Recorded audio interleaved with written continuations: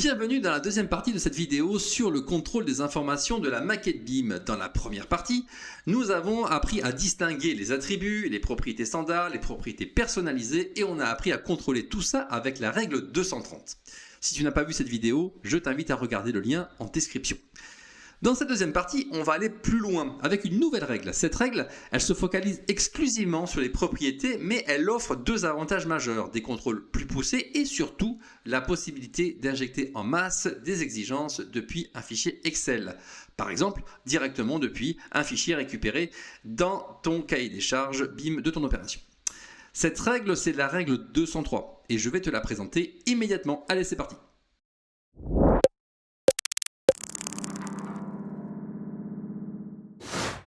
Alors, ici, vous voyez, je suis dans la partie vérification. Ici, j'ai la règle 230 qu'on a regardé tout à l'heure. Et là, j'ai la règle 203. Alors, si on s'intéresse à la partie filtre, c'est-à-dire la partie qui est en haut, celle qui permet de dire à Solibri sur quel élément on veut mener le contrôle. Là, il n'y a aucune différence entre les deux règles. C'est le même filtre, d'accord, qui va chercher les mêmes éléments. Ce qui va changer en revanche, c'est la partie basse, c'est-à-dire comment et quelles propriétés on va aller contrôler.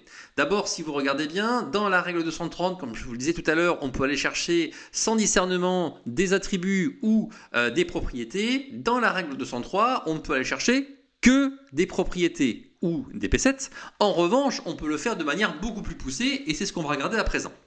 Donc, regardons maintenant les différentes lignes qui sont ici, dans lesquelles j'ai mis divers cas possibles qui permettent de bien comprendre ce qu'on peut faire avec cette règle. La première ligne ici, c'est une ligne dans laquelle j'ai juste mis un ensemble de propriétés. Donc l'idée, c'est qu'on va toujours mettre ici composant, donc le même que là. Et puis ici, on va juste mettre un ensemble de propriétés. Donc sachant que je clique ici, et là, j'ai l'ensemble des propriétés qui sont disponibles dans Solibri. Donc je peux cliquer sur n'importe lequel de ces ensembles de propriétés, ou bien je peux le taper également à la main, parce que peut-être que je fais ce travail avant d'avoir les maquettes. Donc je prépare un ensemble de contrôles, et j'ai pas encore les maquettes, mais par contre, j'ai peut-être le cahier des charges du maître d'ouvrage qui me dit que dans ce projet, eh bien, dans les murs, il doit y avoir ici cet ensemble de propriétés. Bon, pour tout vous dire, il n'y est pas. C'est juste pour que Solibri réagisse tout à l'heure et nous montre qu'effectivement, l'ensemble de propriétés n'y est pas. Donc à partir de là, je ne mets aucune propriété. Le reste, je le laisse par défaut. Et puis voilà. Donc là, l'idée, c'est que Solibri va aller vérifier s'il y a bien au moins un ensemble de propriétés qui s'appelle Toto dans ma maquette. Deuxième ligne, ici toujours pareil. Je vais donc choisir, toujours pareil, la même chose que j'ai choisi ici. Ensuite ici, je vais aller chercher un ensemble de propriétés, donc toujours pareil, je vais piocher dans la liste qui est ici, donc cette liste on est bien d'accord, c'est l'ensemble des ensembles de propriétés que Solibri trouve dans votre maquette, d'accord? Vous pouvez piocher dedans ou bien rentrer manuellement quelque chose. Cette fois-ci, ici, je vais aller chercher une propriété, donc là pareil, je vais ici piocher dans l'ensemble des propriétés disponibles dans la maquette au moment où je fais mon contrôle. Ici, donc, je vais choisir est-ce que cette propriété doit exister, ne doit pas exister ou est-ce qu'elle est facultative. Donc moi, évidemment, je veux qu'elle existe. Et puis ici, eh bien, je vais pouvoir rentrer une valeur. Donc, je suis toujours pareil. Ici, je cherche une chaîne de caractères. Et cette fois-ci, ce que j'ai fait, c'est que j'ai tapé ici point d'interrogation étoile. Point d'interrogation étoile, ça veut dire qu'il doit y avoir un caractère ou plus. Donc c'est la différence avec étoile tout seul. Étoile tout seul, ça veut dire que j'accepte qu'il y ait 0 caractère ou plus. Point d'interrogation étoile, eh bien ça me permet de m'assurer qu'il y a au moins un caractère ici dans cette propriété. Troisième cas ici, c'est toujours plus ou moins la même chose, sauf que là, cette fois-ci, dans les textes, toujours pareil, j'ai rajouté que cette fois-ci, je veux impérativement que la chaîne de caractères qui se trouve ici dans code élément, ça soit CL. CL pour cloison, d'accord? Donc je veux rien d'autre, d'accord? Juste CL.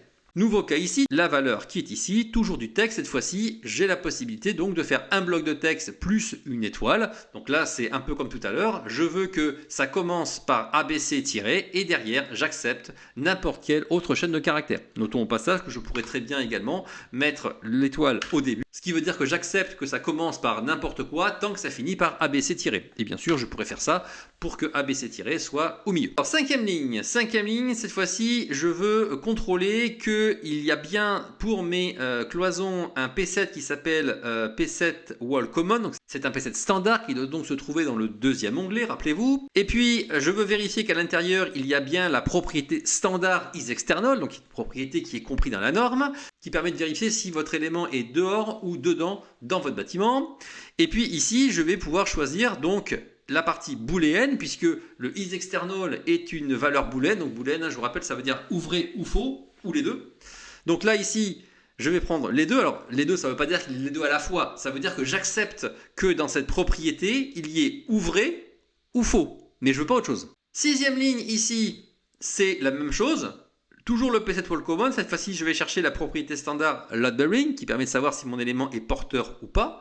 Et donc là, cette fois-ci, je vais imposer une valeur. Je veux absolument que ce soit faux, puisque je vous rappelle que nous cherchons ici des cloisons. Et forcément, une cloison n'est pas porteuse par définition.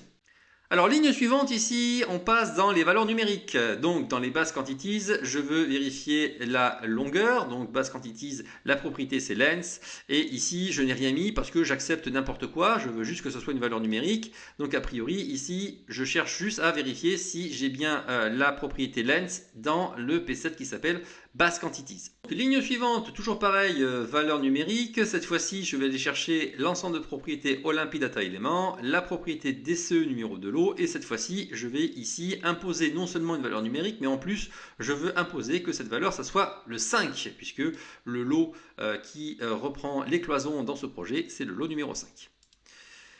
Ensuite, toujours pareil, je vais cette fois-ci chercher les base quantities, la valeur de hauteur, et là, cette fois-ci, toujours en valeur numérique, je vais pouvoir entrer une fourchette. Donc ici, je vais pouvoir préciser l'unité, est-ce que c'est une longueur, un volume ou une surface. Et ici, je vais préciser ma fourchette, donc je veux que la hauteur des cloisons soit comprise entre 2,45 m et 2,55 m. Alors, exemple suivant, toujours avec une valeur numérique. Cette fois-ci, au lieu de mettre des symboles supérieurs ou inférieurs, on peut également mettre égal. On va considérer, par exemple, cette fois-ci, c'est une surface. Et donc, j'accepte que la surface qui puisse être stickée ici sur ce mur, ça soit ou 10 mètres carrés ou 20 mètres carrés. Ou l'un ou l'autre. Ni au-dessus, ni en dessous. Ensuite, on passe ici à la section des dates. Donc ici, je vais chercher diverses dates de pause, de visite, etc. Donc cas numéro 1, ici, c'est la date classique. Je mets date. Je rentre ici la valeur de date que je veux par rapport au petit calendrier qui est ici. J'ai la possibilité également, comme pour les valeurs juste au-dessus, de donner deux dates spécifiques ou bien de donner ici une fourchette supérieure ou inférieure à une date. Enfin, ici, nous avons la notion d'énumération. Donc la notion d'énumération, elle va nous permettre tout simplement ici de rentrer une liste de valeurs autorisées. Donc là, je peux rentrer n'importe quel type de valeur, qu'importe, Solibri va juste aller vérifier que la propriété que je vise ici, code cloison, eh bien que sa valeur soit comprise dans la liste qui est ici. À présent, ce qu'on va faire, c'est lancer la règle et voir maintenant ce que Solibri nous ressort comme résultat. Alors, ce que je vais faire tout simplement, c'est que je vais cliquer tout simplement ici sur vérifier modèle, comme ceci. Et vous voyez, Solibri me sort le résultat ici de ces paramètres. Donc, première chose que je vois, c'est que Solibri va me classer les résultats en 3 ensembles séparés. Et ceci de manière systématique. C'est l'une des premières différences avec la règle 230 qui listait les éléments les uns en dessous des autres. Là, on va avoir des petits paquets. Et ces petits paquets seront toujours les mêmes et ils vont se présenter de la manière suivante. D'abord ici, j'ai les ensembles de propriétés manquants. Donc ici, quand je développe, qu'est-ce que je vois? Rappelez-vous, notre ami Toto qui était ici. Donc on sait que cet ensemble-là, il n'est pas dans la maquette. Donc forcément, Solibri me dit, eh bien, cet ensemble d'éléments-là, il n'est pas dans la maquette. Ce que me dit également Solibri ici, c'est que pour les murs qui sont ici, l'ensemble de propriétés data éléments, qui pourtant existe, il est bien dans la maquette, eh bien pour ces éléments-là, il n'existe pas. Donc effectivement, si je clique dessus et que je vais ici dans la partie autres propriétés, eh bien je m'aperçois que l'ensemble de propriétés, il n'y est pas ici. Alors que si je prends n'importe quel autre élément de la maquette, je vois que là il apparaît. Donc cet ensemble de propriétés, il existe bien, sauf que pour les éléments qui sont ici, il n'existe pas. Ça c'est la première partie. Donc lorsqu'un ensemble de propriétés n'existe pas, Solibri va vous le signaler. Évidemment, cela sous-entend que si l'ensemble de propriétés n'existe pas, la propriété n'existe pas, et donc la valeur de la propriété non plus. D'accord ? Ensuite, ici nous avons un autre cas, c'est la propriété qui n'existe pas. L'ensemble de propriétés, il est bien là, mais la propriété, elle n'est pas dedans. Donc quand je clique dessus, ici, on me signale par exemple que la propriété code cloison, par exemple, dans ces éléments-là, elle n'existe pas. Voilà, je peux prendre n'importe lequel des éléments. Quand je vais dans autre propriété, j'ai bien Olympie Data Element. Ici, il n'y a pas de problème, il est bien là. Mais par contre, la propriété code cloison, tout comme d'ailleurs code élément, ils ne sont pas dans la liste. D'accord? Donc là, c'est là que Solibri va ranger les éléments qui n'ont pas la propriété que l'on recherche. Enfin, troisième exemple ici, c'est le cas où le P7 est bien là, la propriété est bien là, mais par contre, ce qui n'est pas là, c'est la valeur. Alors, soit elle n'est pas là, soit elle n'est pas bonne. Et donc, effectivement, ici, je vais me retrouver avec différents cas. Donc, si on reprend les exemples que Solibri me cite ici, par exemple, il me parle ici de la ligne dans laquelle j'ai demandé à ce que la hauteur de la cloison soit comprise entre 2,45 et 2,55. Et bien ici, si je regarde bien, il me dit que, par exemple, les cloisons qui sont ici, leur hauteur est supérieure à 2,55 puisque la hauteur de ces cloisons là est de 2,60. Donc effectivement, je sors bien de la fourchette qui était demandée. De la même manière que si je regarde ici la partie numéro de lot, j'avais demandé à ce que le numéro du lot ici soit 5. Donc pareil, l'ensemble de propriétés et la propriété ont bien été trouvés, mais la valeur est incorrecte. Donc à présent, ce qu'on va faire, c'est qu'on va regarder la même règle, mais avec des paramétrages un tout petit peu différents pour vous montrer un petit peu d'autres possibilités qui sont offertes avec cette règle. Par exemple ici, je vais cliquer sur cette autre variante que j'ai appelée porteur extérieur, qui permet tout simplement d'aller vérifier sur l'ensemble des éléments de la maquette. Est-ce que ces éléments ont bien les notions de porteur, non porteur, is external, etc. Alors regardons un petit peu comment ça se présente. Donc ici, j'ai une première ligne. Alors cette première ligne ici, je l'ai mise juste pour rappeler un petit quelque chose qui est assez intéressant. C'est qu'on en a parlé tout à l'heure. Rappelez-vous, on a dit qu'il existait des ensembles de propriétés, donc des P7 standards. Et pour chaque entité IFC, eh bien, il existe un ensemble de propriétés adaptées. Par exemple, pour les portes, il existe le P7 Door Common. Pour les toitures, il existe le P7 Roof Common. Pour les dalles, il existe le P7 Slab Common. Et chacun d'entre eux contient un ensemble de propriétés standards qui correspondent effectivement à l'élément en question. Le truc, c'est que si maintenant je veux vérifier que ce P7 existe bien dans ma maquette, alors soit je peux faire toute la liste des cas possibles, soit je peux utiliser une petite astuce qui est ici. Là, ce que je vais faire, c'est que je vais vérifier que n'importe quel élément de ma maquette possède un P7 qui commence justement par P7 underscore, suivi d'une valeur au choix, et ensuite common. Ça veut dire que Solibri va aller vérifier que tous ces P7 là et tous ceux qui sont possibles dans la norme existent bien dans mes différents éléments de ma maquette. Ainsi, si je regarde maintenant le résultat, si je regarde ici dans les éléments manquants, je vais m'apercevoir que pour beaucoup d'éléments, par exemple les fenêtres ici, eh bien ici, tous ces éléments-là, ils n'ont pas le P7 Windows Common. Si effectivement je regarde ici, je clique sur n'importe quel élément, je vois que déjà qu'il n'y a pas l'onglet données standards, donc je sais que le P7 Windows Common n'est pas là. Alors ensuite, ce que j'ai fait, c'est que pour les éléments que vous avez ici, eh bien, je suis allé chercher des paramètres différents. Alors, je les ai juste mis là pour que vous compreniez pourquoi tout à l'heure, on avait ici, on avait mur, parce qu'on cherchait une cloison, et on avait mis que des murs. Donc, on peut se dire, quel est l'intérêt de préciser à chaque fois le composant si en haut, on le précise dès le départ? Mais parce qu'on ne le précise pas forcément ici, comme je cherche plusieurs éléments de n'importe quelle nature, là, je dois préciser de quel composant je parle, sinon Solibri ne peut pas deviner. Alors, ce que je vais faire à présent, c'est que, vous voyez, ici, au niveau de la règle en question, j'ai ici une petite clé à molette. Alors, cette clé à molette, en fait, c'est pas juste pour décorer, c'est un bouton. Je peux double-cliquer dessus, et là, vous voyez, ça m'ouvre une petite palette d'outils. Et cette petite palette d'outils, en fait, elle va me reprendre finalement l'ensemble des tests que j'ai fait ici avec, vous voyez, si je joue avec la molette de la souris, avec l'ensemble des couleurs et des résultats. Et en fait, ce qui va se passer, c'est que si je sélectionne ici une maquette ou même un étage d'une maquette, par exemple, ici, je vais prendre le R+2, eh bien, vous voyez qu'il m'affiche en fait le résultat ici de la même couleur que ce qui est là. Et en fait, ce qui m'affiche, c'est quoi? Eh bien, tout simplement, c'est les éléments qui ont correctement passé le test. C'est-à-dire que si je change, vous voyez, ici d'étage, voilà, par exemple ici, là, je retrouve ici mes différents éléments. Et en fait, ces éléments, c'est quoi? Alors, je peux le faire, bien sûr, au niveau de la maquette complète. Là, comme ça, on verra mieux. Voilà, etc. En fait, ce sont les éléments qui ont passé le test avec succès. Ici, par exemple, rappelez-vous, j'ai demandé à ce que les dalles aient comme propriété load bearing dans le P7 Slab Common et qui ait pour valeur vrai. Et j'ai demandé à ce que ces éléments apparaissent en bleu. Donc, c'est ce que j'ai demandé ici. Eh bien, ce que me montre Solibri, c'est tous les éléments qui ont passé ce test avec succès. Donc là, j'ai toutes les dalles qui sont bien, qui sont bonnes, qui ont évidemment leur P7 et leur propriété comme il faut avec la valeur qui est bonne. Et ce que je peux faire du coup maintenant ici, c'est qu'en prenant les éléments qui ont été rejetés par la règle, donc les dalles qui ne sont pas conformes, eh bien, par exemple, je peux ici les rajouter en cliquant sur le petit bouton plus, voilà, ce qui me donne une fusion entre les dalles qui sont correctes en bleu, par exemple, et les dalles qui sont ici incorrectes en gris. Ce qui veut dire que maintenant, je pourrais par exemple faire une diapositive de ce problème-là en faisant un double clic ici en face du problème, et dans ma diapo, eh bien, j'ai un mélange entre les dalles bonnes et les dalles qui ne sont pas bonnes, ce qui permet éventuellement, par exemple, de contextualiser le projet, et ensuite de faire un petit diapo en incriminant les personnes qui vont bien, et là, je me retrouve avec uniquement, bien sûr, les dalles qui sont issues du problème, et non pas, bien sûr, celles qui sont correctes. Alors, avant de conclure sur la règle 203 et de passer à la partie import Excel, je me permets de faire un petit retour sur une partie que j'ai volontairement sautée, peut-être l'avez-vous vu passer. Il s'agit d'une fonctionnalité qui se trouve ici. Regardez, quand je vais dans la règle 203, ici, là, dans la partie numérique, vous avez une fonctionnalité qui s'appelle valeur divisée par. Et là, on va pouvoir choisir entre R ou volume. Alors, qu'est-ce que c'est que cette histoire? Comment ça fonctionne? Mettons-nous au contexte, vous allez voir, c'est une fonctionnalité qui va nous permettre tout simplement de diviser la propriété que vous avez visée par la valeur qui est celle du volume ou de la surface. Alors concrètement, à quoi ça peut servir? Regardez, ici j'ai une simple pièce que j'ai modélisée, 4 murs, j'ai 2 fenêtres et j'ai un espace.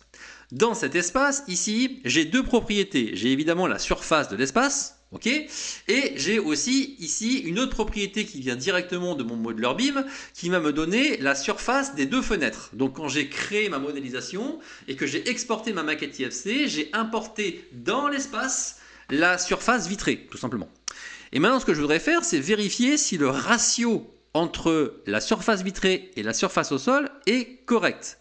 Donc, moi, ce que je vais chercher, c'est mon espace. Dans l'espace, je vais chercher l'ensemble de propriétés Archicad Quantities. Et dans Archicad Quantities, je vais chercher la propriété qui s'appelle superficie des fenêtres. Et ensuite, ici, je vais préciser le rapport que je veux. Donc, moi, ce que je veux comme rapport, c'est 0,2. Donc, je veux 20% de la surface vitrée par rapport à la surface au sol. Donc ce que je vais faire tout simplement, c'est que ici je vais rentrer la valeur que je veux. Là je vais dire par exemple que je veux supérieur à 20%. Et là je vais mettre tout simplement R. Et que va faire tout simplement Solibri? Il va aller prendre la valeur qu'il va trouver dans cette propriété qui est ici et il va la diviser par la surface au sol de mon espace. Donc voyons maintenant ce qui se passe côté contrôle. J'ai lancé donc la règle et en fait ce qui se passe c'est que Solibri il a pris donc ici la surface des fenêtres, il l'a divisée par la surface au sol. Donc ça veut dire 3 divisé par 20, 3 divisé par 20 ça fait 0,15. Or moi j'ai demandé 0,2 donc Solibri me dit qu'il y a une erreur, la valeur du rapport est trop basse. Si en revanche ici j'avais demandé un ratio de 10%, donc 0,1, et bien dans ce cas-là, lorsque je relance ma règle, Solibri me dit que tout va bien parce que effectivement 0,15 est bien au-dessus de la valeur demandée.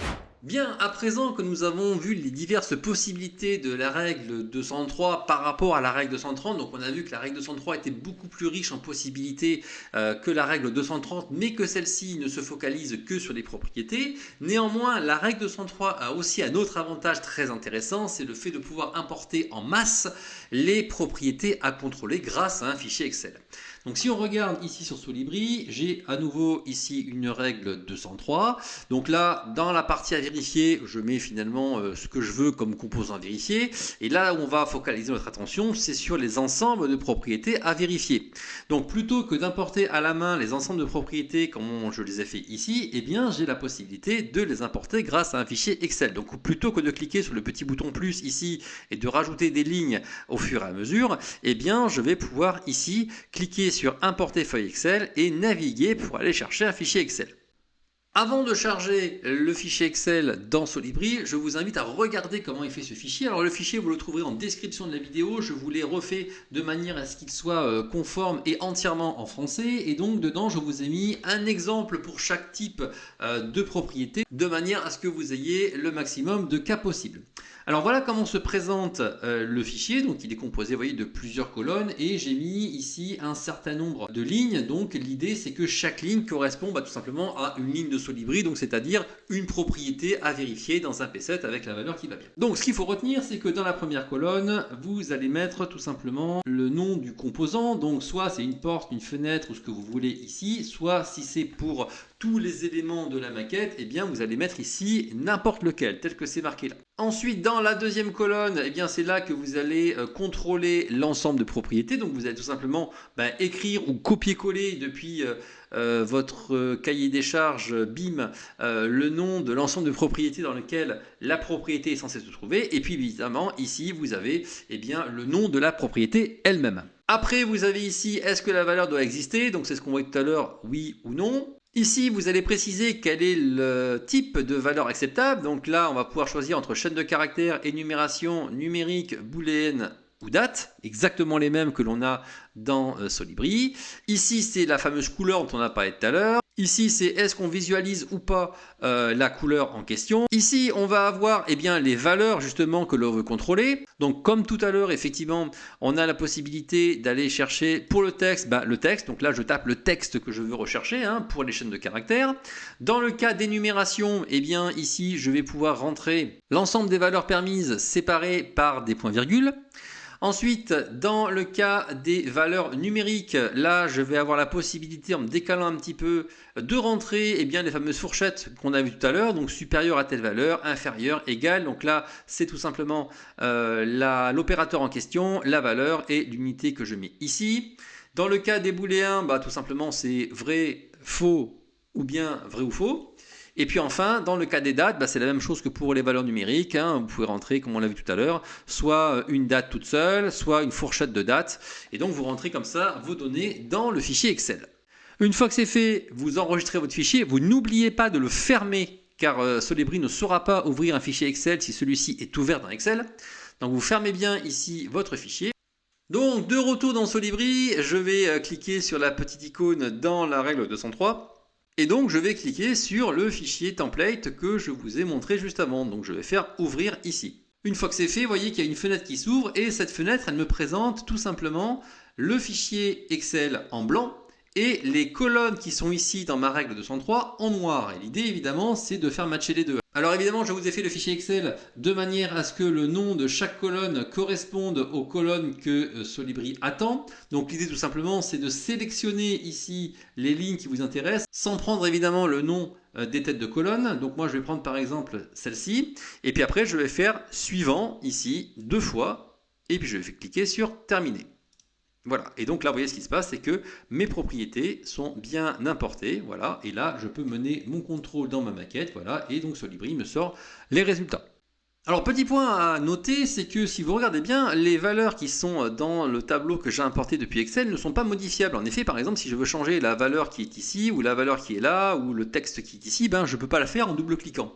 Alors on peut se poser la question, pourquoi est-ce que je ne peux pas modifier ces propriétés? Eh bien parce qu'elles sont liées à mon fichier Excel, parce que mon fichier Excel est lié à mon fichier Solibri. Ce qui veut dire que si maintenant je réouvre mon fichier Excel, eh bien je vais pouvoir directement modifier les valeurs, en rajouter, en enlever. Par exemple ici, si je veux ici modifier la valeur qui est là, eh bien je peux le faire, je vais enregistrer. Et maintenant, je vais cliquer sur la petite roue qui est ici. Et là, vous voyez que la valeur a changé. Je pourrais rajouter des lignes, je pourrais faire des manipulations comme je veux. Donc, le fichier Excel devient maintenant la base de données qui alimente en temps réel le contenu qui est ici. Donc, toute modification apportée au fichier Excel sera automatiquement reportée sur Solibri dès lors que je clique sur le petit bouton là pour actualiser. Néanmoins, si je veux rompre ce lien parce que maintenant je veux travailler directement dans mon Solibri, eh bien je vais cliquer sur l'icône qui est ici, ce qui va rompre le lien. Et là maintenant, ça y est, je peux modifier les différentes valeurs.